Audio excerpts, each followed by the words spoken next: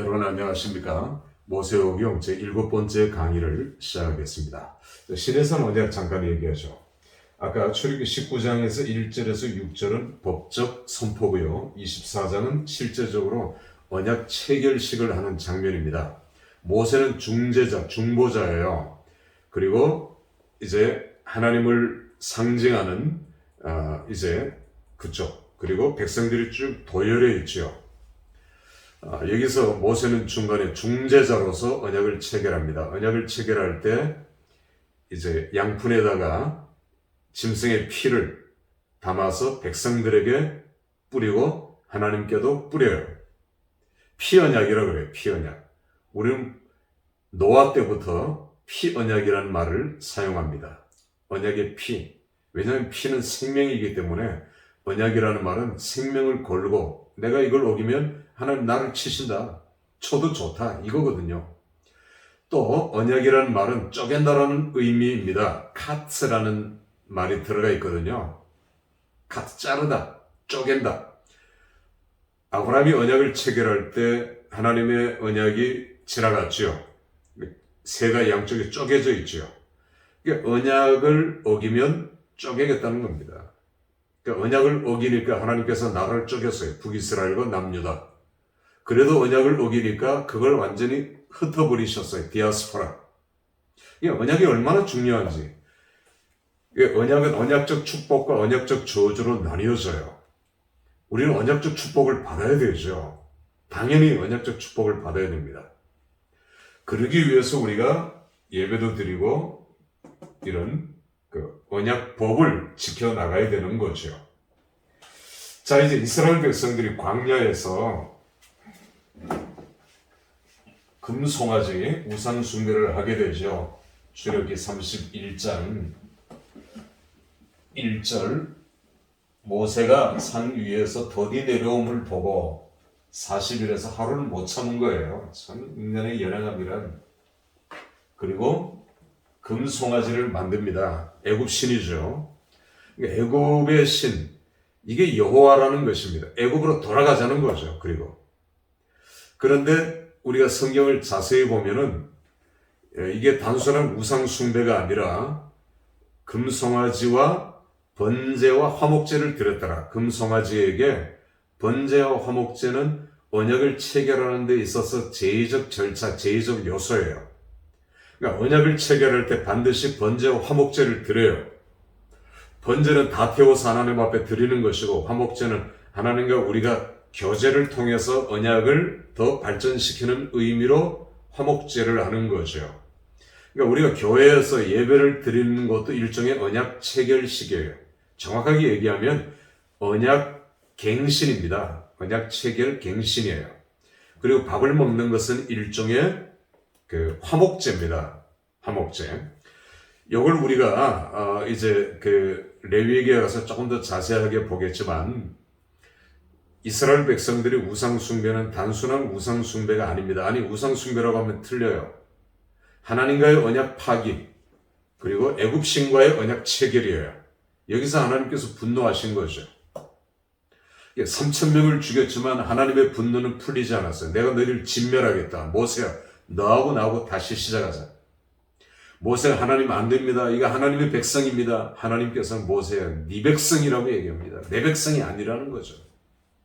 그렇게 하나님 분노하신 적은 일찍이 없었어요. 하나님이 얼마나 화를 내고 계신가. 그 애굽 신에 대한 언약 체결식. 하나님 분노하신 거예요. 그래도 모세가 생명을 건 언약 기도를 드립니다. 이거 언약 기도라고 저는 얘기하고 싶어요. 우리 흔히 중보 기도라고 얘기하는데 중보 기도의 차원을 뛰어넘어서 모세는 중보자, 중재자로서 지금 생명 걸고 기도하고 있는 겁니다. 우리는 중보 기도할 때도 생명 걸고 기도하는 게 필요하죠. 그럴 때 32장 14절 뜻을 돌이켜. 하나님 뜻을 돌이키십니까? 하나님 뜻 돌이키지 않아요. 한번 하시면 그대로 되니라. 그대로 되죠. 그런데 뜻을 돌이켰다는 의미는 우리가 볼 때 뜻을 돌이키셨다는 것입니다. 안 되는 건데 되게 하신 거예요. 그게 언약 기도예요. 생명 건 언약 기도입니다. 언약 기도라는 것은 언약의 내용을 하나님 앞에 아뢰며 하나님 앞에 드리는 기도를 언약 기도라고 얘기합니다. 하나님, 저희와 이런 언약을 체결하지 않았습니까? 언약 백성 삼으시겠다고 했고 세상 끝날까지 우리를 지키겠다고 하나님의 사랑, 그걸 우리에게 주시겠다고 약속하지 않았습니까? 이 언약, 우리가 언약에 가서 더 자세하게 배울 텐데 베리트라는 말입니다. 베리트, 언약이라는 말이죠. 이 베리트라는 말과 헤세드라는 말은 붙어 있어요. 같이 나와요. 물론 안 나올 때도 있습니다만은 하나님께서 이제 노아 얘기를 조금 하죠. 노아 때 죄가 관영이어서 하나님이 헤렘 진멸하시겠다고 약속하셨죠. 진멸하시겠다 했어요. 그런데 6장 8절에 보면 그러나 노아는 여호와께 은혜를 입었더라. 은혜를 입었어요. 그 은혜라는 말이 헤세드예요. 성경 최초로 나오는 헤세드입니다. 하나님과의 언약적 관계죠. 뗄 수 없는 하나님의 사랑, 하나님의 자비, 이걸 헤세드라고 합니다. 그러니까 우리말 성경에는 자비도 헤세드를 자비로도 번역하고 시편 같은 데는 100% 인애라고 번역했어요.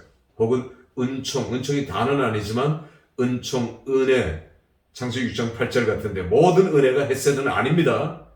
그냥 이런 거는 헤세드라고 놔둬야 될 것 같아요. 아까 토라를 그대로 놔두듯이.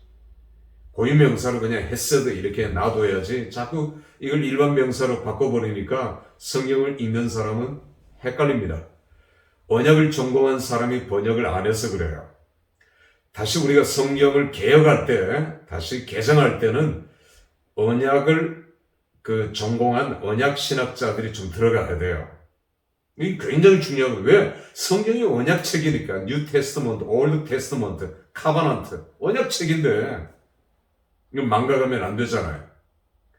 노아 얘기 조금 나온 김에 조금 더 하겠습니다. 하나님께서 이 인류를 진멸하기로 작정하시면서 창세기 6장 1절부터 보면은 하나님께서 두 가지 징계를 하셨어요. 하나는 생명을 120세로 축소시켰단 말입니다. 969세 무드셀라, 막 나이가 900세 이상 살았는데 하나님께서 그들의 연수를 줄이셨어요. 갑자기 줄인 건 아닙니다. 서서히 줄어져 갑니다. 아브람도, 이삭도, 야곱. 급속하게 줄어들죠. 물론 서서히죠. 서서히. 또 하나는 하나님께서 성령을 거두어가셨어요. 성령을 거두어가신다는 말은 창세기 1장 3절에 엘로힘 로아크, 하나님의 신, 성령을 주셨죠. 그런데 인간의 죄로 말미암아 하나님 성령을 거두시고 필요할 때만 주셔요. 삼손에게, 그리고 다윗에게 필요할 때만. 그러니까 요엘 선지자는 그게 너무 안타까워서 하나님 성령을 충만하게 달라고 하나님 앞에 간절히 구하고 예언하잖아요. 또 다른 선지자들도 성령을 간구합니다. 예를 들어서 에스겔은 앞으로 오실 메시아, 새 언약은 성령이 오실 거잖아. 성령. 이사야도 성령에 대해서 얘기합니다. 그리고 성령이 오시죠. 오순절 마가의 다락방에 편만하게 성령이 보편적으로 오십니다. 그러니까 구약에는 필요할 때만 오셨고 주셨고, 신약 시대에는 믿는 모든 사람들에게 우리가 예수를 믿는 순간, 구원 얻는 순간 성령이 우리 속에 임하는 거죠. 성령과 성령 충만은 다른 겁니다. 성령 충만은 성령을 받을 때 충만해질 수 있고, 성령을 받고 난 이후에 성령 충만해질 수 있고, 성령 충만은 또한 반복적이고, 나중에 성령론 공부할 때 우리가 더 자세하게 다루도록 하겠습니다. 헤세드와 베리트는 늘 같이 붙어 다녀요. 자, 베리트는 언약이라는 단어고 영어로 번역할 때는 카버넌트. 이제 테스트먼트는 구호고요. 이거는 어떤 조약을 체결할 때 쓰는 그런 이제 성문화된 단어이고, 카버넌트라는 말을 주로 쓰죠. 그런데 요즘 현대어 성경에 프라미스로 다 번역을 많이들 했더라고요. 프라미스는 아주 약한 겁니다. 약한. 그냥 너하고 나하고 그냥 매일 가벼운 약속이 프라미스지. 언약은 카버넌트예요. 우리 카버넌트라고 해야 합니다. 자, 이렇게 시내산 언약을 체결했고요. 그리고 아까 제가 31장에서 하나님께서 내가 친히 가리라. 생명건 언약기도. 그러니까 언약을 얘기하면서 하나님 앞에 기도해야 되는 거죠. 이게 언약기도입니다. 하나님, 내 백성이라 하지 않았습니까? 하나님의 언약 백성 삼으셨는데 왜 우리를 버리려고 하십니까? 그럼 하나님 꼼짝 못 하시죠. 하나님의 약속을 변개치 아니하시니까. 이게 언약기도예요. 언약기도는 참 무서워요. 왜냐하면 언약의 조항들을 내밀면서 상대방을 쪼는 겁니다. 우리가 미국과 상호방위 조약을 했는데 전쟁이 일어나면 아니 도와주기로 여기 들어가 있지 않느냐, 약속하지 않았느냐, 지켜라 하면 지켜야죠. 이게 언약이니까, 약속이니까 안 지키면 안 되는 거죠. 이게 언약입니다. 그런데 하나님께서 아직 화가 안 풀리셨어요. 그래서 모세야, 백성들 데리고 너만 가라. 나 안 가겠다 하셨어요. 모세는 충격이죠. 하나님 안 가시면 저도 안 갑니다. 이 모세의 기도예요. 두 번째 생명건 언약 기도를 드립니다. 하나님 왜 이 백성을 버리시렵니까? 하나님 안 가면 저도 안 갑니다. 하나님 꼼짝 못 하시는 거죠. 그래서 내가 친히 가리라. 그게 33장 14절에 나와요. 그러면서 이제 하나님께서 너희의 장차 새 언약은, 장차올 새 언약은 옛 언약, 새 언약. 옛 언약은 불완전하잖아요. 거울로 보는 것 같이. 율법은 죄를 깨닫게 하는 거죠. 그러니까 새 언약은, 옛 언약은 율법적이잖아요. 구속력이 있잖아요. 그러나 새 언약은 자원에서 하는 거다. 자원에서 해야 된다. 기쁜 마음으로 해야 된다. 이걸 창세기 34장, 35장, 36장에 걸쳐서 하나님께서 계속해서 말씀하시고, 장차 새 언약은 그렇게 되어져 가는 거죠. 그걸 에스겔의 새 언약, 에레미야의 새 언약, 이사야의 새 언약에 반복되면서 나오고 있는 것입니다. 여러분 조금 이 내용들이 어렵죠. 그러나 제가 반복할 겁니다. 그리고 여러분들이 반복해서 들어야 될 거예요. 자, 이제 출애굽기의 마지막 부분을 지나가면서 우리는 이스라엘 백성들이 이제 가나안 땅에 들어갈 때 first generation 1세대는 나이가 많아서 다 죽었는가? 광야에서 무덤이 되었는가? 아니다. No. 언약을 지키지 않았기 때문에 second generation 2세대는 광야에서 태어났고 어릴 때 자랐고 하나님의 언약을 지켰기 때문에 가나안에 들어간 거예요. 1세대는 우상 숭배하고 언약 파기하고 이렇게 점점 소멸되다가 맨 마지막에 이제 부활 사건에서 완전히 소멸되고 맙니다. 그러면 제가 이미와 아직이라는 이 표현을 자주 쓰고 있는데 이스라엘 백성들이 출애굽했어요. 그건 이미 출애굽한 겁니다. already예요. 이미 홍해를 건넜어요. 이건 고린도 후서에서 9장에서 말씀하시는 것이 우리는 이미 홍해를 건넜고 세례를 받았어요. 언약 백성이 됐어요. 그러나 아직 가나안에 들어가지 않았어요. 광야에 있어요. 그래서 not yet입니다. already, 이미. 그러나 not yet. 빌립보서 3장 12절 13절에 보면 우리는 이미 구원을 얻었어요. 그러나 아직 안 해. 그래서 우리의 달려갈 길을 마칠 때까지 빌립보서 2장 12절 너 구원을 얻기에 힘쓰라. 너희 구원을 얻기에 힘쓰라. 노력해서 구원을 얻는다는 말은 아닙니다. 그러나 우리의 구원은 지금은 불안한 구원이에요. 구원을 얻었어요. 예수 믿으면 구원을 얻어요. 내가 지금 당장 죽어도 천국 갈 믿음과 확신이 내게 있어요. 그러나 그럼에도 불구하고 아직 우리가 천국에 가지 않았기 때문에, 우리가 아직 죽지 않았기 때문에 not yet예요. 헤르만 리델보스 The Kingdom of 이제 heaven, 하나님 나라, 그 유명한 책에서 계속 강조하고 있는 것이 이미와 아직이에요. 이건 너무너무 중요한 겁니다. 제가 하나님 나라의 그 과목을 배울 때는 원서로 그걸 공부했어요. 두꺼운 책이죠.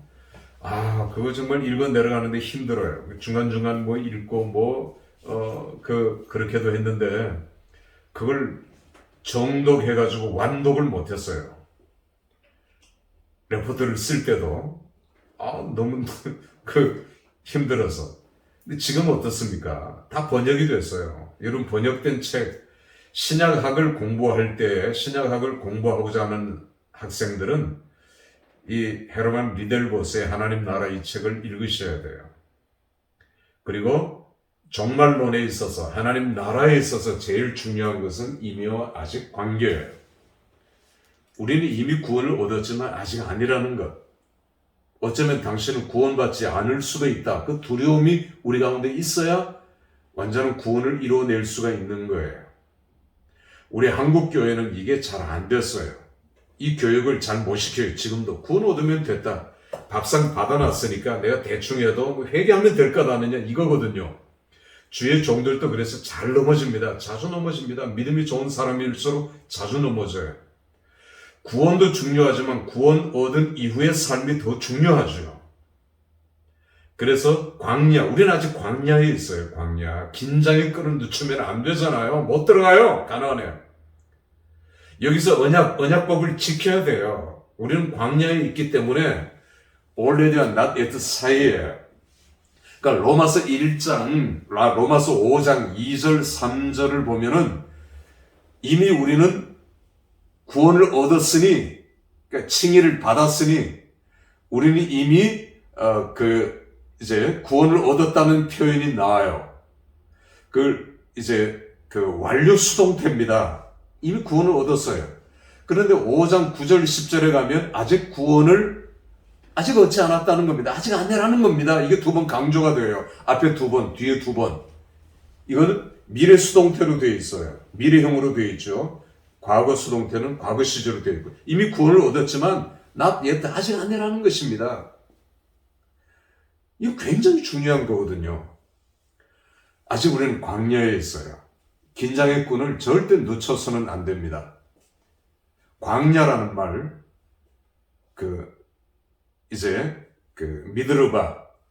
드르바라는 말은 동사인데, 이건 영어로 번역하면 to speak예요. 음성을 듣다. 광야를 통해서, 광야에서 하나님의 음성을 우리는 듣습니다. 광야는 모든 환난, 고난, 시련의 은유잖아요. 은유법, 은유. 그래서 하나님께서 우리에게 시련을 주시는 거예요. 때로는 고난도 주시고, 환난도 주시고, 연단하시기도 하고, 일부러 다윗이 왕궁에 있을 때는 하나님을 만나지 못했고 하나님의 음성을 듣지 못했어요. 그러나 하나님께서 다윗을 광야로 내모실 때 다윗은 거기에서 비로소 하나님의 음성을 들었어요. 시편의 대부분은 광야에서 기록된 말씀이거든요. 그러니까 엥게들 이렇게 가면 거기에 미조트도 있고 폭포도 있어요. 그 폭포 위로 이렇게 올라가면 유대 광야가 시작되는 겁니다. 유대인들은 자기 스스로 유대 광야로 걸어 들어갔어요. 예수님도 그렇잖아요. 40일 금식 기도하셨어요. 광야에서 하나님의 음성, to speak, 하나님의 음성을 듣기 위함이었습니다. 엘리야도 스스로 광야로 들어갔고요. 하나님은 하나님의 사람들을 광야로 내몰고 또 스스로 광야에 들어가기도 했고요. 세례 요한도 어릴 때 유대 광야로 내보내졌는데 유대 광야에 있을 곳은 이제 엔게디에 있는 공동체가 유일한 거예요. 거기서 훈련을 받았어요. 그리고 나이 30세에 세례 요한은 선교사로 파송된 겁니다. 제가 성지순례 갔을 때 지금도 틀어줄 겁니다. 영상을 틀어주는데 그 영상에는 이렇게 되어 있어요. 우리들과 그 공동체, 우리들과 같이 있었던 쿰난 공동체입니다. 그 공동체 일원이었던 아무개가 이제 여기가 싫다고 우리를 뛰쳐나가서 이제 예수와 함께 그렇게 이제 됐다. 그리고 목이 베어져 죽었다. 부정적으로 세례 요한을 그렇게 시사해요. 그러니까 자기를 배신했다고. 근데 그거 아니거든요. 절대 아닙니다. 그래서 제 가이드 보고 그랬어요. 이거 교인들 데리고 여기 들어왔다가 혼란을 일으키겠다고. 배신한 게 아니거든요.